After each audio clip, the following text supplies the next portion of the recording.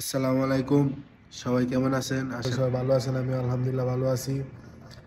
যারা সৌদি আরব আসতে চান নতুন নতুন অবস্থায়, তাদের জন্য আজকে আমার ভিডিওটি।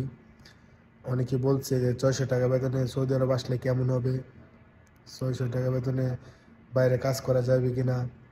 তো তাদের জন্য আজকে আমার ভিডিওটি। ৬০০ টাকার মধ্যে অরিজিনাল কোম্পানি আছে, সামায়া, সারাকু, জাহারান, আর অনেক ধরনের কোম্পানি আছে। তো ৬০০ টাকা বেতনে আপনার কপাল যদি ভালো হয় তাহলে আপনি বাইরে কাজ করতে পারবেন, আর নাহলে ৬০০ টাকা বেতনে বাইরে কাজ করতে পারবেন না। আর এখন বর্তমান যে অবস্থা সৌদি আরবের, ৬০০ টাকা বেতনে আসার পর কোনো কিছু করতে পারবেন না।